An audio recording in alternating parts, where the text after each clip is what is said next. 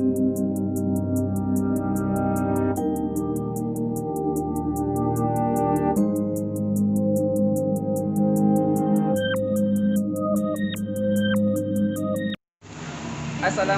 warahmatullahi wabarakatuh. Perkenalkan, nama saya Muhammad Fajar Septarianto dari Pendidikan Geografi Universitas Jember. Bagaimana kabarnya adik-adik pada hari ini? Semoga kabar kalian selalu dalam keadaan sehat walafiat ya. Karena di masa pandemi ini sangat penting bagi kita untuk menjaga kesehatan agar kita dapat terhindar dari penyebaran virus corona ini. Nah, pada pagi hari ini kita akan mempelajari mengenai jenis peta dan juga penggunaannya. Sebelum memasuki materi inti dari pembahasan kita kali ini, kita akan mereview dulu bagaimana pembahasan kita pada minggu kemarin. Saya mempunyai gambar di samping. Nah, dari peta tersebut ada yang tahu pengertian dari peta?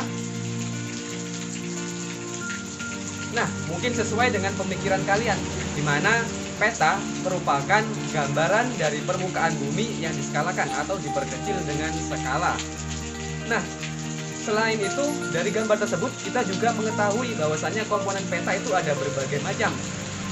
Di mana di situ misalkan tentang skala, kemudian garis astronomis, legenda, arah mata angin, dan juga lain sebagainya. Dengan memahami dari pengertian peta dan juga komponen-komponen peta tersebut, maka adik-adik akan dipermudah untuk mengetahui jenis-jenis peta. Sehingga kita pada hari ini kita akan membahas mengenai jenis-jenis peta dan juga penggunaannya. Di mana jenis-jenis peta ini ada 4 macam. Yang pertama ada peta berdasarkan bentuk, kemudian jenis peta berdasarkan isi, kemudian jenis peta berdasarkan skala, dan yang terakhir jenis peta berdasarkan sumber data. Nah, jadi kita akan memahami bersama mengenai jenis peta dan juga penggunaannya. Baik, jenis peta yang pertama adalah jenis peta berdasarkan bentuk. Nah, jenis peta berdasarkan bentuk ini dibagi menjadi 3 jenis. Yang pertama ada peta digital, kemudian peta timbul, dan yang terakhir peta datar. Nah, pada gambar tersebut dapat kita ketahui bahwasannya peta tersebut merupakan peta digital. Nah, di mana peta digital ini merupakan jenis peta yang dibuat menggunakan bantuan komputer secara digital. Jadi, peta digital ini mudah kita peroleh melalui HP, misalkan dengan melihat Google Map ataupun yang sejenisnya. Kemudian, gambar berikutnya lagi merupakan contoh dari peta timbul, di mana peta timbul ini merupakan jenis peta yang dibuat secara 3 dimensi, sehingga terlihat mirip dengan bentuk permukaan bumi yang sebenarnya.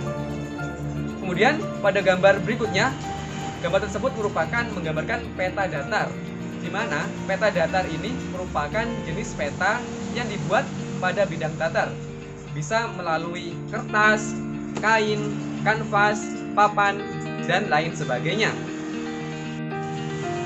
Jenis peta yang kedua di sini ada peta berdasarkan isi, di mana peta berdasarkan isi ini dibagi menjadi 2. Yang pertama adalah peta umum, kemudian peta tematik atau peta khusus. Nah, peta umum ini secara definisi merupakan peta yang menggambarkan sebagian atau keseluruhan permukaan bumi secara umum. Kemudian peta khusus. Peta khusus ini merupakan peta yang menggambarkan suatu aspek atau gejala khusus pada permukaan bumi di suatu wilayah. Nah, pada peta umum ini dibagi menjadi 3 jenis. Yang pertama adalah peta dunia. Sesuai pada gambar tersebut, di mana peta dunia ini merupakan peta yang menggambarkan bentuk, letak, dan juga wilayah negara-negara di dunia. Jadi, peta ini kita dapat mengetahui letak suatu wilayah negara di antara negara-negara yang lainnya. Kemudian peta korografi.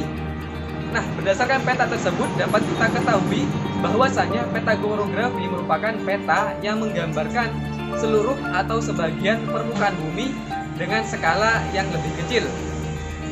Kemudian peta topografi. Nah, dari gambar tersebut dapat kita pahami di mana bahwasanya peta topografi itu merupakan peta yang menggambarkan permukaan bumi atau relief bumi dengan garis kontur yang saling berhubungan. Nah, yang ketiga di sini ada jenis peta berdasarkan skala, di mana peta berdasarkan skala di sini dibagi menjadi 5 jenis. Yang pertama adalah peta kadaster, di mana peta kadaster ini memiliki skala antara 1:100 sampai 1:5000. Nah, peta kadaster ini umumnya digunakan pada sertifikat tanah. Kenapa dipakai untuk penggunaan pada sertifikat tanah? Nah, ternyata peta kadaster ini karena skalanya yang besar sehingga memiliki kenampakan atau gambar yang detail, sehingga penggunaannya misalkan seperti yang sudah saya jelaskan sebelumnya, misalkan pada penggunaan sertifikat tanah. Kemudian mengenai yang berikutnya, peta berskala besar, di mana peta ini umumnya memiliki skala antara 1:5000 sampai 1:250.000. Nah, peta berskala besar ini contohnya penggunaannya yaitu pada penggunaan peta misalkan kelurahan dan juga kecamatan. Nah, peta skala besar ini memiliki skala yang detail, namun tingkat kedetailannya lebih rendah daripada peta kadaster. Kemudian yang ketiga, peta berskala menengah. Nah, peta berskala menengah ini memiliki skala antara 1:250.000 sampai 1:500.000. Nah, peta berskala menengah ini dapat kita ketahui misalkan pada peta penggunaan untuk peta provinsi. Nah, kenapa kok digunakan pada peta provinsi? Nah, skala yang menengah ataupun cukup besar ini itu umumnya cukup untuk menggambarkan suatu wilayah provinsi, misalkan provinsi Jawa Timur. Kemudian peta berskala kecil. Nah, peta berskala kecil ini memiliki skala antara 1:500.000 sampai 1:1 juta. Nah, peta berskala kecil ini memiliki cakupan wilayah yang luas dibandingkan peta-peta sebelumnya. Sehingga peta ini digunakan untuk menampilkan peta negara, misalkan peta negara Indonesia. Nah, tentunya peta negara Indonesia ini memiliki luas yang cukup digunakan pada skala tersebut. Kemudian peta geografi, di mana peta geografi ini memiliki skala lebih dari 1:1 juta. Nah, peta geografi ini merupakan salah satu jenis peta dari jenis peta berdasarkan skala dengan skala yang kecil ataupun di sini jangkauannya itu luas, sehingga peta geografi ini umumnya itu digunakan menggambarkan misalkan benua ataupun misalkan dunia dan juga lain sebagainya. Nah, pada penghujung materi terkait peta berdasarkan jenisnya, di sini ada yang terakhir yaitu peta berdasarkan sumber data, di mana peta berdasarkan sumber data ini terbagi menjadi 2 jenis. Yang pertama adalah peta induk, kemudian peta turunan. Kemudian peta induk ini ada yang tahu peta induk ini peta apa?